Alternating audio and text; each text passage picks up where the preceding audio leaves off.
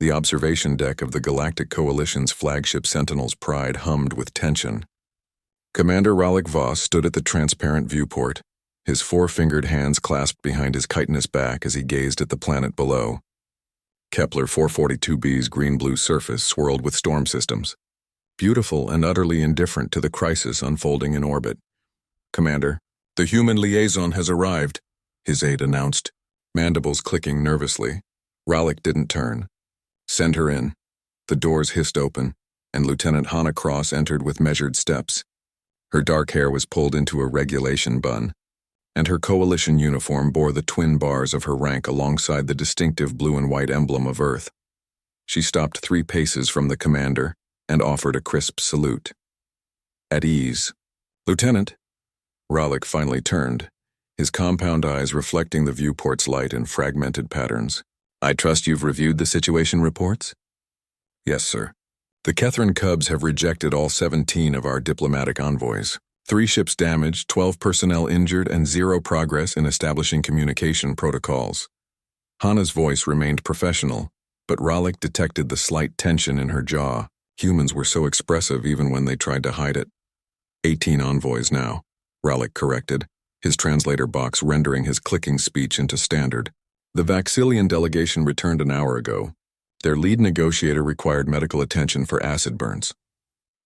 The Kethrin Cubs, as the Coalition had designated them, were the juvenile stage of a species humanity had never encountered before first contact 6 months ago. They weren't truly cubs in the mammalian sense. They were more like mobile spore colonies with rudimentary consciousness, but they acted with all the unpredictability and chaos of any young creature testing boundaries. The problem was that each cub massed approximately 400 metric tons and could generate enough thermal energy to melt through starship hulls. "With respect, Commander, why am I here?" Hannah asked. "My expertise is in xenobiology, not first contact protocols." Ralik's mandibles spread in what his species considered a grim expression. "Because every species in this coalition has failed, Lieutenant Cross. The Vaxillians tried chemical communication. The Drenics attempted mathematical patterns. The Yulthari even brought gifts of rare minerals." He gestured toward the planet below. "The Cubs responded to each attempt with what our analysts classify as playful aggression. They don't understand we're trying to help." "Help with what exactly?" "Their parent organism is dying." Ralik pulled up a holographic display showing a massive continent-sized entity on the planet's surface. "The Kethrin matriarch has been in decline for 3 standard months. When she expires, these cubs, all 237 of them, will enter a feral state. Without her guidance, they'll consume the planet's ecosystem within a year, then spread to neighboring systems." Hannah studied the hologram, her eyes narrowing. "You want to relocate them?" "We need to relocate them, to preserve both the species and surrounding civilizations, but we cannot approach within 5 kilometers without triggering defensive responses." Ralik's translator crackled with frustration. "I've commanded fleets for 60 standard years, Lieutenant. I've negotiated peace treaties, established trade routes, and overseen the integration of 14 species into the coalition. But these cubs—" He trailed off, a rare admission of defeat. "You can't control them," Hannah finished softly. "Nothing can control them." Ralik turned back to the viewport. "Which is why I'm sending you down there. Humans have a documented success rate with chaotic biological systems. Your species managed to domesticate everything from microscopic bacteria to creatures that could swallow you whole. If anyone can find a way to reach these cubs, it's you." Hannah felt the weight of expectation settle on her shoulders. "Commander, that documented success took thousands of years of evolution alongside those species. I'll have hours at best." "Then I suggest you work quickly, Lieutenant." The shuttle descent was rough. Hannah gripped her safety harness as atmospheric turbulence rattled the small craft. Through the viewport, she could see the cubs moving across the landscape like slow-motion avalanches, each one leaving trails of scorched earth in their wake. Her pilot, a nervous Drenix named Tikat, set them down in a cleared zone approximately 3 kilometers from the nearest cluster of cubs. "This is as close as regulations permit," he chittered. "I'll maintain position for emergency extraction." "Understood." Hannah checked her environmental suit one last time, then stepped out onto alien soil. The air was thick with mineral dust and the acrid smell of ozone. In the distance, she could see 4 cubs, each the size of a city block, congregating near what sensors identified as a geothermal vent. They pulsed with bioluminescent patterns, communicating in ways human science barely understood.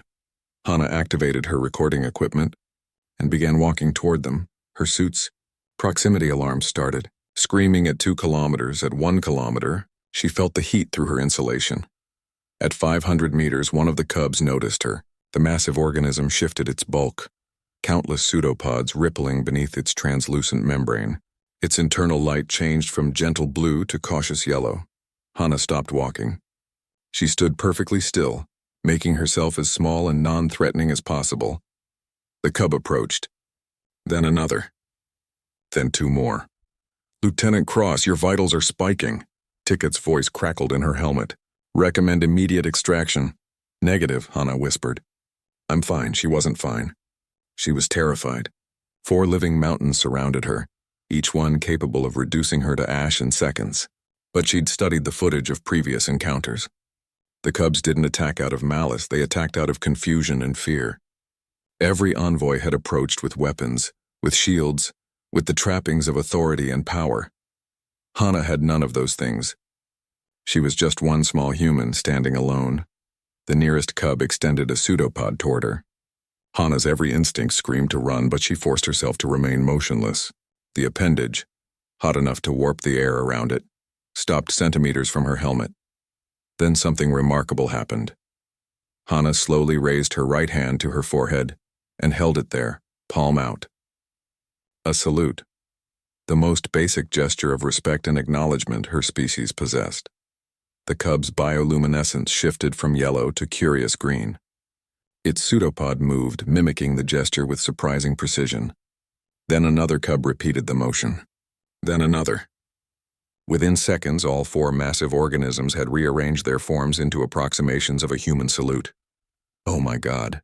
Ticket breathed over the comm. "Commander Voss, are you seeing this?"